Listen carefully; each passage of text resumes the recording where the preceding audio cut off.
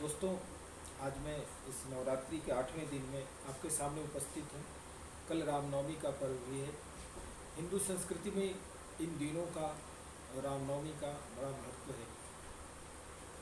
हमें जरूर, खासकर युवा पीढ़ी को अपनी संस्कृति और धर्म से जोड़ना चाहिए।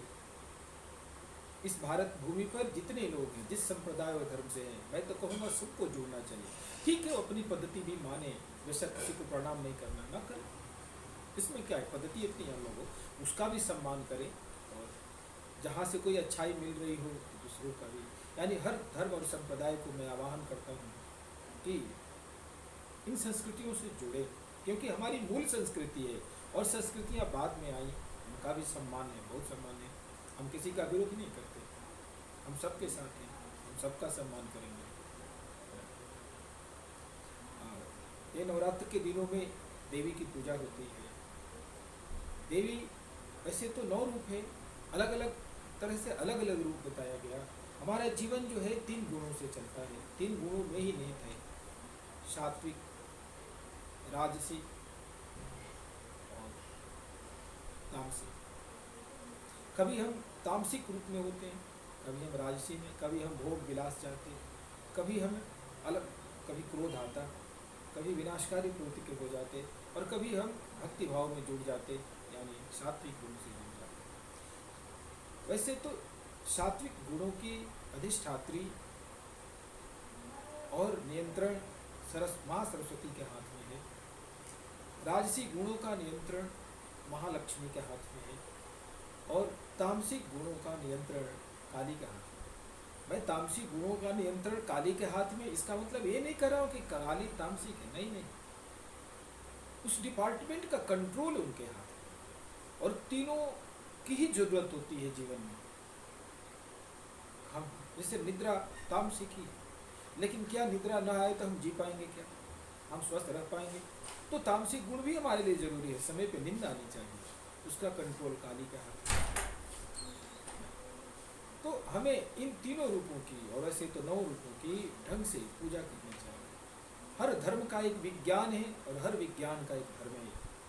धर्म का जो विज्ञान है, जो विधि है, उसके अनुसार हमें उसका अनुसरण करते हुए बिना मनमानी किए उस विधि को जानकर और पूजा करनी चाहिए। मैं कहा धर्म का विज्ञान है।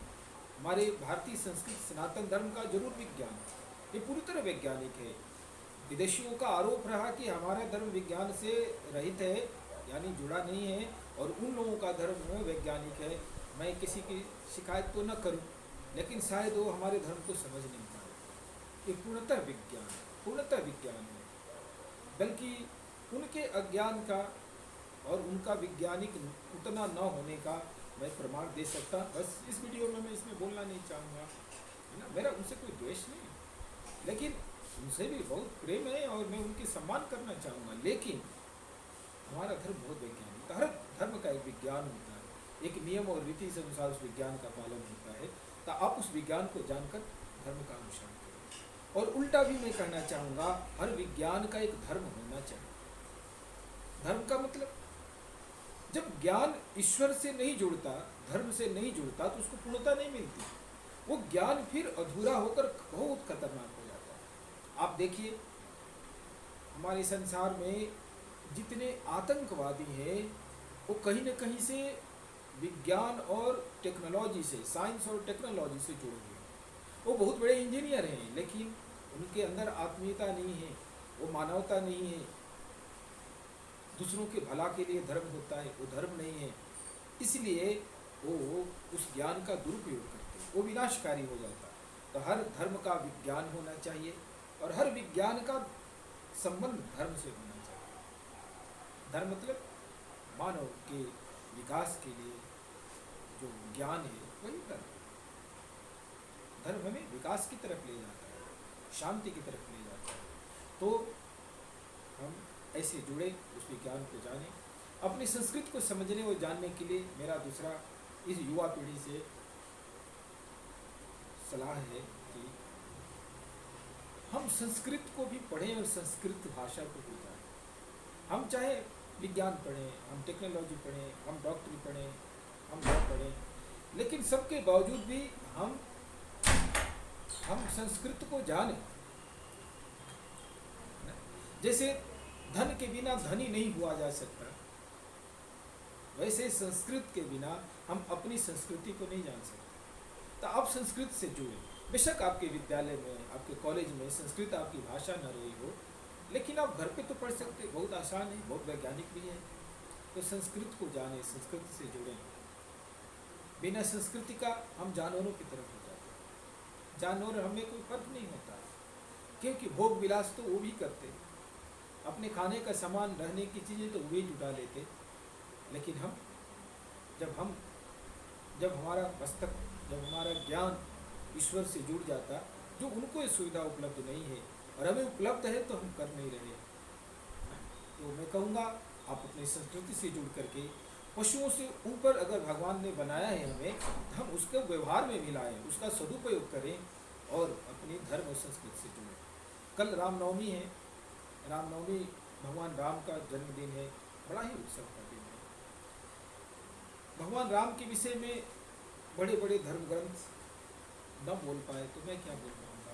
मैं सिर्फ उनको प्रणाम ही कर सकता हूँ। बट कहूँ तो ये पूर्ण ईश्वर राम साक्षात धर्म विग्रह कहा गया है। साक्षात धर्म के विग्रह हैं। जैसे धर्म सामने मानव रूप में खड़ा हो गया हो, वैसे राम है।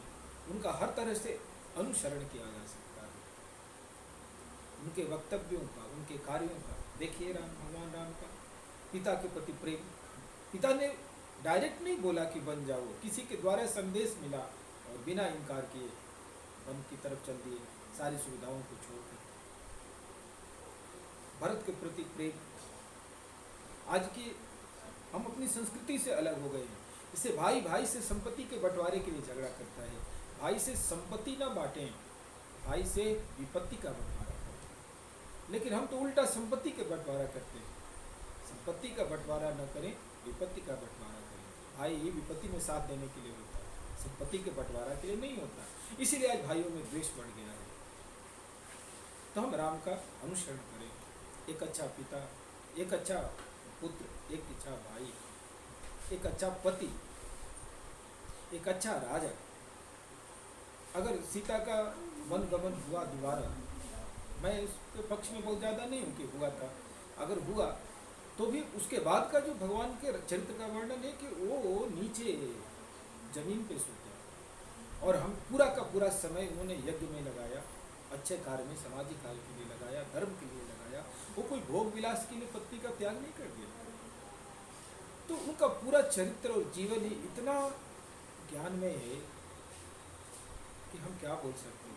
आप कभी रामचरितमानस तो आपकी भाषा में ही पढ़िए, अपनी संस्कृति की तरफ जुड़िए, अपनी संस्कृति की तरफ बढ़िए, आप अपने धर्म ग्रंथों की तरफ बढ़िए, आप वेदों की तरफ बढ़िए। कुछ नहीं तो श्री रामचरितमानस जो आपकी भाषा में है उसके तरफ बढ़िए।